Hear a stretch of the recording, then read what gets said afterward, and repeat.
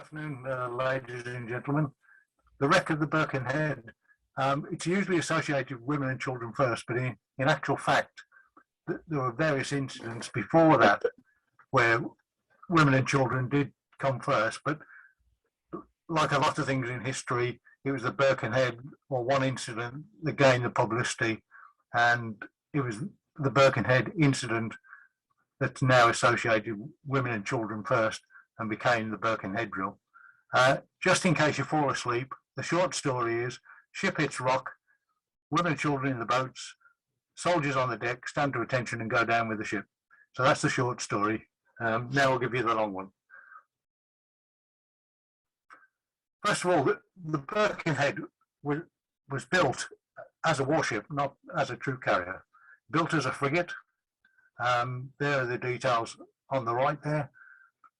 But these sort of ships were not favoured by the Navy, the Admiralty at the time, who were all sailing men who didn't like these horrible, smelly steamships. They liked the old sailing ships where they could just sail around the world nice and easy and clean. They didn't like all this coal and everything else that went with the steamships. John Lard, a shipbuilder, he built the Birkenhead. It took a lot of trouble to get the Navy to adopt it. He then built another ship, which he sold to the Mexicans for the war with Texas. And that did very well in that war, but again, the admirals were not convinced. Just to give you a bit of history on steamships, there are a lot of people plugging steamships, a new form of transport, and certainly for warfare, a new form of warship. 1775, the first experimental craft using steam was developed by John Ramsay of Virginia, America. 1788, the first British experiment, Patrick Miller of Edinburgh, managed to build a ship powered by steam. In 1789, he built a larger craft and he offered the research to the Admiralty, which they sort of said, yeah, well, yeah, and stuck it on the shelf, never bothered. The French were experimenting as well at the time, but won't bother with them. In 1813, the first steam-propelled armoured warship came into service. But it wasn't until 1824 that the first steam-driven ship Diana in Burma was used in warfare, and it smashed its way through a flotilla of warships by the locals who were acting up at the time. In 1836, screw propeller ships started to appear, but again, Admiralty, very slow. They didn't really want to bother with these dirty, smelly, horrible coal things. So the Birkenhead, originally launched as HMS Vulcan, and it carried the figurehead of Vulcan all the time, although it was renamed very quickly HMS Birkenhead, where it was made and launched. Maiden voyage, got up to 13 knots, which is quite good. And again, it was not used properly. The admirals, again, didn't like it, so they just kept it on odd jobs around the coast.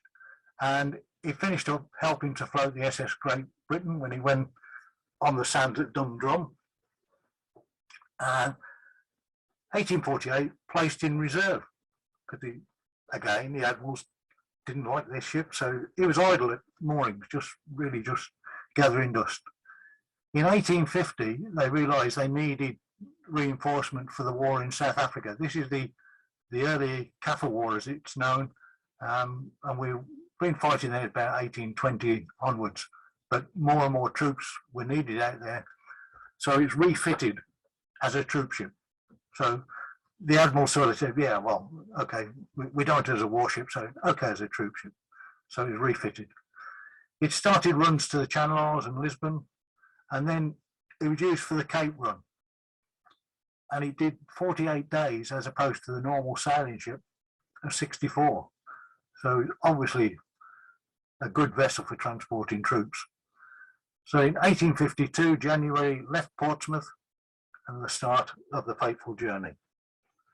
Now, if you're making a film about the Birkenhead, these are some of the characters who you'd have to put in the film. Although I'll just cover the conversions. Initially, as I said, made as a warship, but when they converted it to a troop carrier, they added a forecastle and a poop deck for more accommodation, and they took away some bulkheads. Health and safety wouldn't allow that today.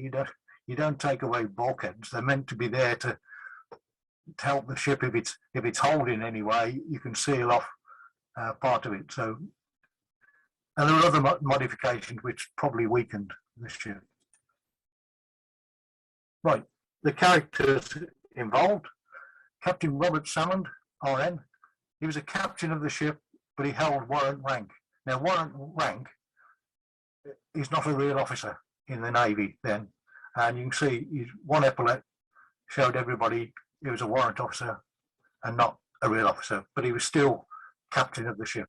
He was a master mariner from 1838, and he had 4 brothers and 2 sons who died at sea, and he was about to keep up the family tradition, and he was about to die at sea. He served Mediterranean, America, and Africa, and he took command of the Birkenhead in February 1851. Next, the senior British officer on board, later Lieutenant Colonel Alexander Seton. This on the left is a picture of him as a young ensign in the Royal North British Fusiliers.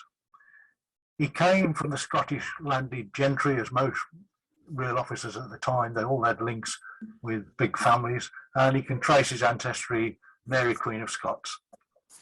He was commissioned by purchase, 1832, age 18. I should mention that the reason this commissioning by purchase was in vogue at the time is because there were no pensions for officers. Unless you did something gallant, you didn't have a pension. So by selling your rank, that gave you your pension fund. He served Australia, India, and Germany.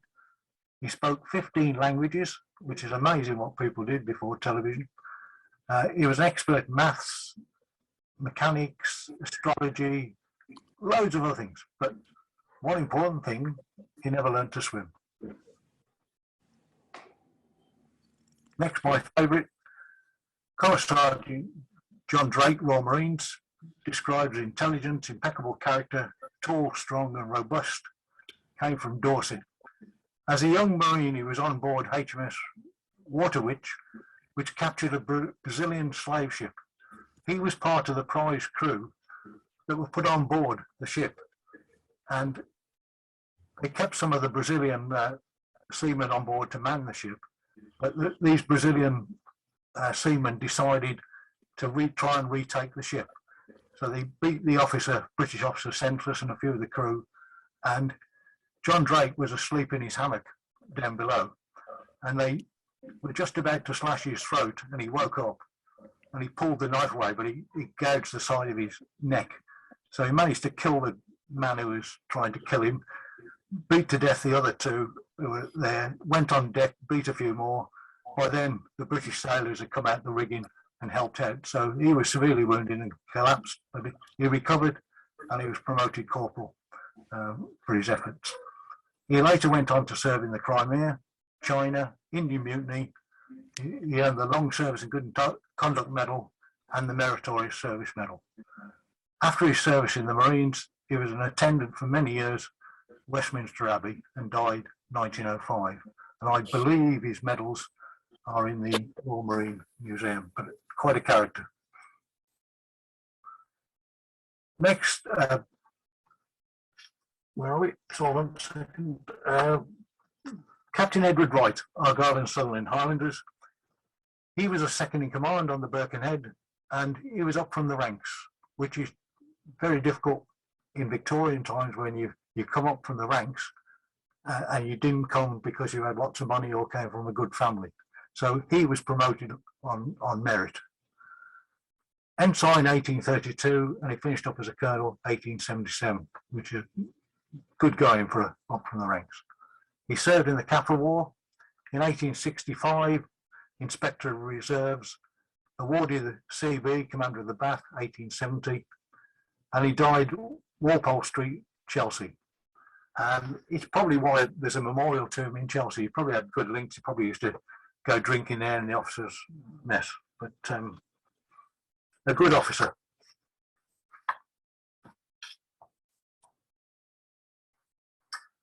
Next, Ensign Alexander Russell, 74th Highlanders. This is from a portrait in the family.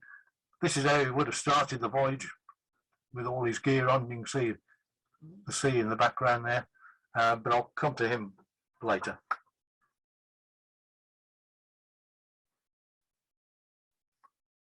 Lieutenant Girodot, if that's how you pronounce his name, 43rd Light Infantry. He was the first officer I see the chain pumps. When the ship hit the rock, they had to man the chain pumps to pump out the water, and these were below deck. And luckily, when he just changed over, they changed over a shift in a very short time of the ship going down, and the ones that went below deck to man the pumps, the second shift, were all killed. He wrote a letter to his father damning the report on the boats, typical of one of these after-event things when people are a lot wiser, and he was very scathing in his remarks. So-and-so should have done this, he should have done that. And he, right up to 1902, he got into the doctor, Colfane, or we'll come on to later, who rode to Cape Town to raise the alarm. He died in 1902, and there's his memorial. Now we're on to my man. I call him my man because I've got his medal. And it took me 50 years to get a medal to a man who was on the Birkenhead. And of course, you can only get a medal to a man who survived. And I like it because a number of reasons. He was born in Warwickshire, so he's a Warwickshire man, and joined the Warwickshire Regiment. You can see there he enlisted in Coventry, and he served at Fort Garry, North America. At that time, the regiment was so big, most infantry regiments, that they could split in two. And so one half of the regiment was serving on the frontier with America, keeping the Americans in check. And he served there for 2 years, 107 days. And he was sent back to this country, I think, I'm not quite sure, to go into prison. He was a bit of a bad lad. He did a total of 4 years, 104 days in prison. He went on to serve in the Indian Mutiny, so that's another medal I've got to find, and finally discharged as a result of the heat from the tropics, mainly in India. But obviously he didn't get his long service medal with that record. The map of the voyage, you can see up the top there. First of all, 3rd of January, sailed from the Solent to Cork. 5th of January, he took on more troops. The 7th of January, he took on the 6-foot draft, and this with Ensign Metcalfe and his new bride. This was a honeymoon cruise, if you like. Not a very good one, but there we are. When they reached this area of the sea, off between sort of the Scilly Isles and edge of Gibraltar, they suffered 10 days of rough sea. And during this time, 6 women gave birth, they were pregnant, and 4 died. 3 from childbirth and 1 from TB. Eventually they pulled into Sierra Leone for supplies, took on water and coal. They then went on to St. Helena, took on more supplies. Finally, Cape Town, and then all they had to do was nip around the corner to Port Elizabeth, and they would have been safe. Well, I'll go back to the storm. Because of the nature of the storm, a real severe storm, the women and children and the troops were all packed below, and all the hatches were closed. So you can imagine what life was like down below decks, with kit and equipment going backwards and forwards that they couldn't wash or eat properly, and they're just constantly battered about.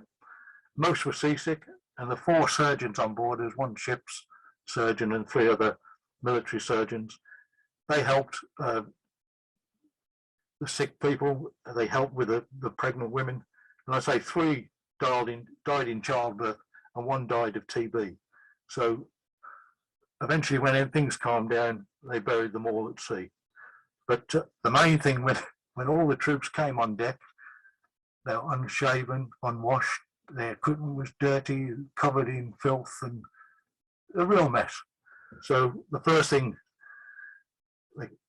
the colonel did was start sorting them out. They started cleaning their equipment, scrubbing the decks, and everything shipshape again.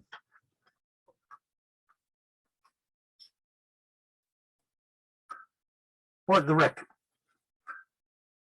When they refueled at Cape Town, they were told the troops were needed as soon as possible. So the captain was ordered to take the quickest route. Now, normally he would have kept well out to sea, away from land. But because he was ordered to take the sharpest route, or the shortest route, he then hit an uncharted rock. The rock at the time wasn't on any chart, so he thought he was 2 miles out to sea, he was safe. And if he'd only gone a metre either side, he would have missed it. The evidence of the crew, they were swinging the lead, as they call it, to get the depth, and they had plenty of fathoms beneath them. You just this lone rock sticking up and hit the ship. The ship was hit at 2 a.m. and it took 20 minutes to sink. So in that time, there was a lot of activity. 2 o'clock, ship hits the rock. 2:05, all the officers on deck and giving orders of what to do: man the boats, man the pumps, do this and that. About 2:10, these are rough figures, of course, the troops fall in, they come out from below. A lot were killed in the initial contact with the rock, but you can see in the picture there, it's not quite true. Very few, if any, had jackets or trousers, and certainly none had any shoes. They were just thrown out the hammocks and they grabbed whatever they could, and some were completely naked apart from a blanket. Colonel Seeney was dressed, as you see now, with a sword. Colour Sergeant Lucas, he was fully dressed, the only one who appears to be fully dressed, but everybody else was partly undressed. At 15 minutes past, the engine room flooded, so all the fires went out, and the staff from the engine room were told to make their way topside. Troops started to man, at 16 minutes past, troops started to man the pumps to try and pump out the water and assist with the boats. So some troops were told to report to the boats to row them, and the crew whose job it was to look after certain boats. Others were tried to lift the main boats in the centre of the ship, which needed block and tackle to turn them over, and then more block and tackle to swing them to the side. This never happened because the funnel collapsed and crushed them. Also, the horses which were taken on board at Cape Town, they were put over the side. Now, I think that's really magnificent to put those horses over the side in a few minutes. It must have been quite a job. At 17 minutes past, blue lights and rockets were sent up, but they couldn't fire any guns or anything because all the powder was wet and the magazine was flooded. The funnel crashed down, crushing the main boats and members of the crew. And the troops then moved back to the poop deck, the blunt end of the ship. And at 20 minutes past, the ship broke in two. By then, all the women and children were in the lifeboat. Sorry, they don't call them lifeboats, they were ship's boats at the time, and the cutters. And there was one gig launched. So all the other boats were smashed. This is a model in the Royal Warwickshire Regiment Museum of the ship. You can see all the men crowded on this end.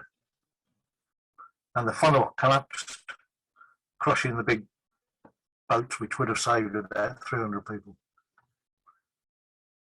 Again, the model shows everybody nicely dressed with the jackets on and everything, but as I said, very few had any clothing whatsoever.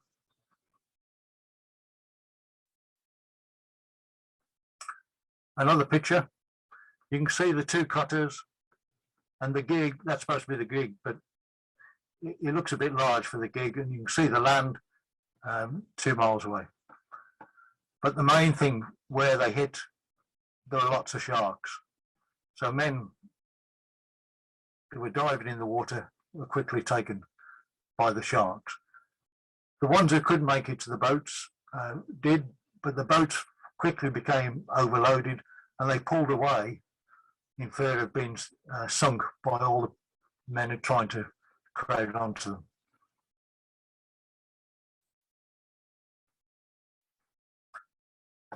One of the boats, Ensign, where is he? Oops, sorry. Ensign Russell, he was in charge, and the only way this young boy, one of the ship's crew, came up and wanted to come into the boat, the only way he could come in was for him to step in the water. So he stepped in the sea, let the boy on board, and he swam behind the boat. And he lasted about 2 minutes before the sharks had him. So that's bravery. I'm sure he knew that he stepped in the water, the sharks would have him sooner or later. But you can see how overcrowded. There's only a few inches. This is from a painting in the family. The stories of each one, right, the women and children in the boats, only 3 of the 7 boats launched, as I said, 2 cutters and 1 small gig. That was a total of roughly 82 people. The 2 paddle boats, which could have saved 300, smashed. And the boats stand off, as I said, to see what they could do, but they couldn't do anything. When they were eventually full with soldiers and sailors that went down with the wreck and managed to swim to the boats, they pulled off. Eventually, at dawn, they spotted a sailing ship, the Lioness. And Dr. Colthane in the gig said, well, if we put the strongest men in the gig, we can chase after this ship and bring help. This they did, but this was a sailing ship and it was tacking backwards and forwards, and they pulled for about 10 hours trying to catch it. But in the end, they gave up and headed for land. Meanwhile, they'd lost the other 2 boats, but they finished up on land 15 miles from the wreck. Dr. Colthane then borrowed a horse from a local farm, and he rides 100 miles in 24 hours to raise the alarm. Now, that was a brave and very horrendous thing he did to ride all that way, and walked a lot as well. Eventually, he managed to alert the authorities, and they sent HMS Rhadamanthus, I can never say that one, dispatched, and they were dispatched to the wreck site. They were a steamship, so they were able to cruise up and down. Meanwhile, the cutters were still pulling towards the direction of the Lioness, and eventually the Lioness turned, and one of the women put up a shawl on one of the oars, and the Lioness spotted it. They thought it was a sail, and they picked up the 2 boats, and all the women and children and the men who were on the boats were taken on board. And the captain and his wife and the crew handed out everything they could, clothes, rations, the lot. Later on, the captain of the Lioness put in a claim. He said, I can't go on my journey until I get supplies from the authorities. But everybody said that the women and children, everybody was showing the utmost kindness from the crew of the Lioness. On the rigging, the ship bottomed down and the rigging was still sticking up the mainmast. And a lot of men clung to this mast rather than risk the shark. So roughly about 40 men, there's probably more when they first started. Sergeant Drake made it for the mast after floating on a plank of wood and rescuing another man. Lioness reached the wreck the next afternoon, so that's a long time they'd been exposed to the sun, no water, nothing, and they were eased very carefully off the mast in a bad state. The floaters and swimmers, Captain Wright swam the 2 miles to shore and gathered together 60 soldiers and 18 sailors. Cornet Sheldon Bond arrived on the shore and met by his horse. 8 out of 9 horses swam ashore. The other one, the sharks had it. But Cornet Sheldon Bond was the only one with a life jacket. It was a privately purchased life jacket, and that was the only one on board. Later on, the press were to make a lot about this, saying for the price of 6pence, every man could have had a life jacket. The group set off to walk the long walk across country to a farm. Remember, they didn't have any clothes, some of them, and heat, no water. So they eventually arrived at a farm owned by a retired British officer who helped them, food, clothes, everything. And when they recovered, Captain Wright set up a base there and started to search the coastline, and he discovered more men who were brought back to the farm. And obviously he found lots of bodies as well, so he buried those where they were. 2 days after, they were picked up again, all the men on the shore, and the coastline and land search was also carried out again, just to make sure they hadn't forgotten anybody. This is the casualties and survived. You'll see 1 and 2 means 1 officer and two men survived, and then 1 officer, 4 men died. 6'14". You see all the figures there. It's interesting that all the surviving figures are roughly all the same, despite the size of the drafts there.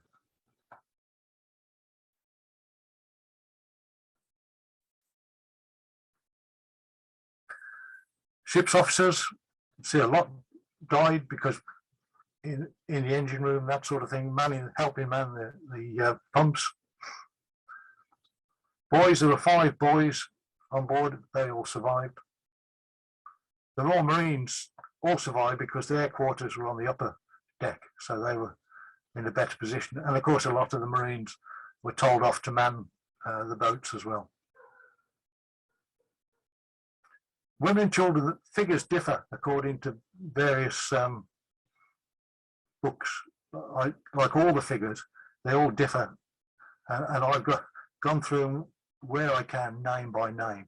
So there you have 25 women and 31 children.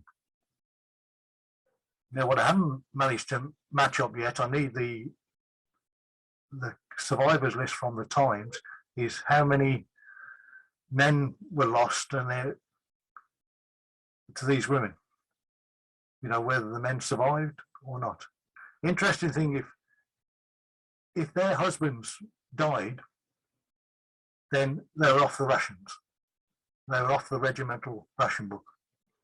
And so basically they're on their own or on charity. The same with the sailors. Once their ship was sunk, they're off the payroll. The Royal Navy, this existed in the Royal Navy right up until, I think, just before the First World War, but it continued in the Merchant Navy until the Second World War. So once a ship was torpedoed in the Second World War, right up to the Second World War, the men were off the payroll. So they were not paid as soon as they were torpedoed. Never any justice, is it? Now, this is the roll of the 6 afoot. On the left there, you can see where it's a B, that's men who managed to make it to the boats and saved by the boats. S is the men who swam ashore. And the question marks, we don't know. Probably on the mast. And it's interesting, they've got consecutive numbers, these guys, so maybe they stuck together and went on the mast together. On the other column, I put them in numerical order because you can see my man is the senior in service, although he's a private, probably because of his bad record. SA 53 means they qualified for the South Africa 1853 medal, the medal I showed. That man deserted, so he didn't qualify for it. And this man died in 1852 without serving to earn the medal. So did he die because of wounds from the Birkenhead, or what, but he never went on duty to earn the medal. Where are we? And you'll see 4 men in the Mutiny. They went on to get the Indian Mutiny Medal. So my man's entitled to the Indian Mutiny and 3 others. So, but very few of these medals have ever come up for sale. You get CM rifles. A lot of men who were serving in South Africa decided life in South Africa is much better than Britain, so I'll join one of the local units. And in this case, it was the Cape Mountain Rifles. And again, you see another one join the Cape Mountain Rifles. You get men who died. They died probably from the effects of the Indian Mutiny, because there's 6 afoot lost men through the heat stroke or disease from the Indian Mutiny. But he's just down as died on the muster rolls.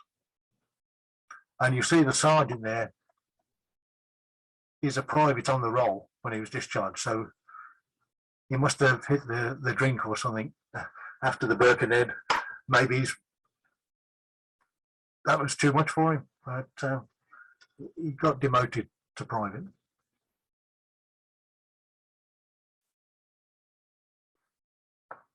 Frederick William IV of Prussia thought this was a great example of discipline and bravery by troops obeying orders, standing on the deck while the women and children got in the boats, and hardly a man moved. And the story was read out to every regiment in the Prussian army. And the government were not slow in selling off the ship and all the effects, all the clothes and everything. They never thought of probably asking the people who survived whether they wanted any of the clothes or any of their effects back, but they just sold them all off at auction.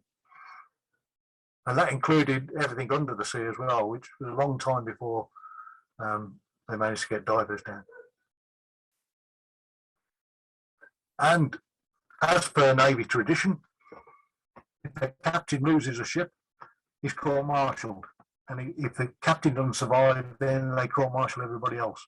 And in this case, all the crew, the surviving officers and the crew were sent back to England to be court-martialed, which is normal. But the dispatches from the Cape were sent back on a fast ship by the steward from the Birkenhead who landed at Cape Town, and he was taken off at Cape Town, but he was given the dispatches to take back to England.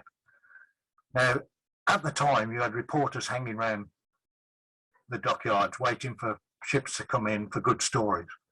And he arrived, told the story, and they all clubbed together, the reporters, and hired a special train to get back to London and put this in the papers. So you know what the papers are like now, they were like that then.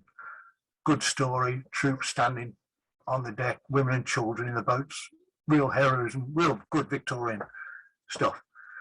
So by the time of the court-martial, the public were well aware of what had gone on. The newspapers had a field day, not enough lifeboats, no life rafts, no life jackets. It was so there's no way the court-martial would convict anybody of any wrongdoing. It was more of a formality, but the court-martial had to go through every man, every 59, they had to go through 59 statements. Each man would stand up in front of the court-martial and give his version of events. And they're all in the book, everyone. And of course, everybody said, everybody behaved brilliantly, and there was no misdoing or anything. So it was just a formality. Captain Wright, as I said, the senior surviving officer is promoted major after the Birkenhead and awarded a pension. As I say, normally you only get a pension if you sell your commission at that time, but I think he was £2,000 a year, and he was promoted in the field again, not bad for an ex-ranker. Died 1871, age 52. And there was a memorial erected in Chelsea Hospital. Probably because he lived near Chelsea, that's probably all right. And there we are. There's in Chelsea Hospital the memorials to the Birkenhead. There was no gallantry awards to anybody. The only award was Captain Wright. The Navy, which was very strange, everybody in the Navy was told to give a day's pay towards the survivors and the widows left and orphans left in this country, which they're not too pleased about. Everybody thought the government should do anything, but the government didn't want to set a precedence. So all the sailors had to cough up all the money. As I said, that's Chelsea Hospital, me with my 2 Chelsea pensioner friends. And with every great event, you always have somebody who claims he was there. Now, this is the Romford Gazette of 1920, and you've got this man claiming he's a survivor of the Birkenhead, served in the Crimea, Indian Mutiny, blah, blah, blah. And the story he gives, where he floated ashore on bales of hay, this was the story of a colour sergeant in the same regiment. And that colour sergeant was known as Jack Straw. Ever since he floated ashore on the bale of hay, they nicknamed him Jack Straw. And he was in the same regiment, this man, and he picked up this colour sergeant story. And of course, by 1920, nobody was around to say, well, no, you didn't, because he joined the army as a boy. And I researched his record. He did serve in the Indian Mutiny, but he didn't serve in the Crimea, and he wasn't on the Birkenhead. So obviously this was a good story. He developed over the years and probably got quite a few beers out of it, but he's buried with full military honours.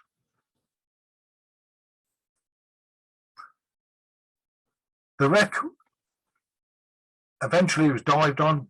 As I said, all the effects of the wreck were auctioned off. The title to the wreck was auctioned off, and it changed hands over the years, and various people were diving on it. One of the reasons people were keen to dive on it, never been proven, but there's supposed to be a barrel of gold on board for paying the troops in South Africa.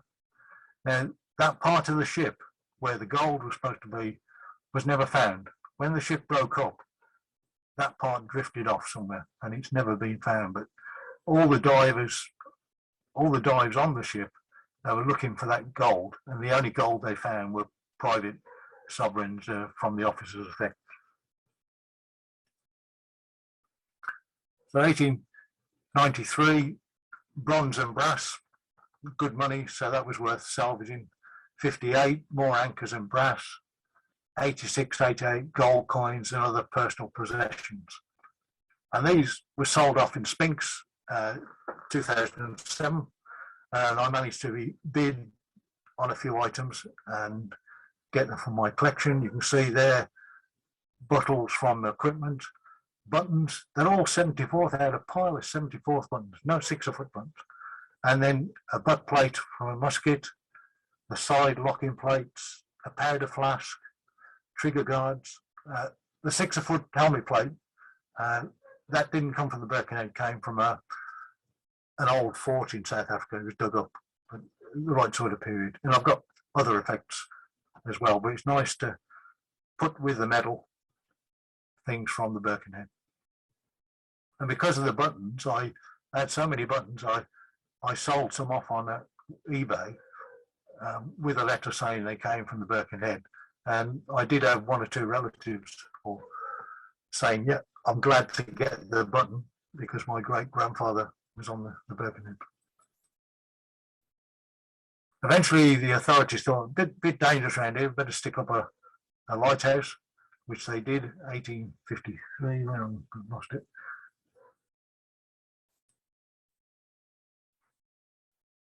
And that was the first memorial to the Birkenhead, but it was felt that it needed a proper memorial facing out towards the rock, and a big ceremony was organised. Let's get my card. In 2002, the 150th anniversary, a ceremony was organised, and Sarah Drury, the great-granddaughter of Captain Robert Salmond, was present, James Russell, the great uncle of 19-year-old Ensign Russell, who gave up his place in the boat.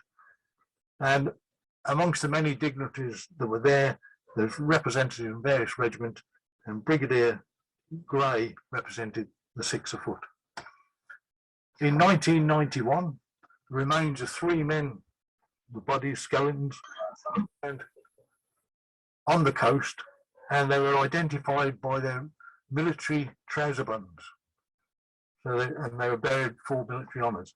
1994, another skeleton was found not far from the lighthouse, but because there was no clothing or anything, you couldn't tell whether it was sailor, soldier, but definitely from the Birkenhead. This is the main book I used with all the facts and figures in, all the witnesses' accounts at the court-martial. Figures differ in various things you read. I've accumulated over the years articles from various sources about the Birkenhead, details of medals to many other regiments that have come up for sale, letters from the odd next of kin or relative. Quite a file I've built up on the Birkenhead, and there are other books about as well, but this is the best one if you wanted to follow. There we are.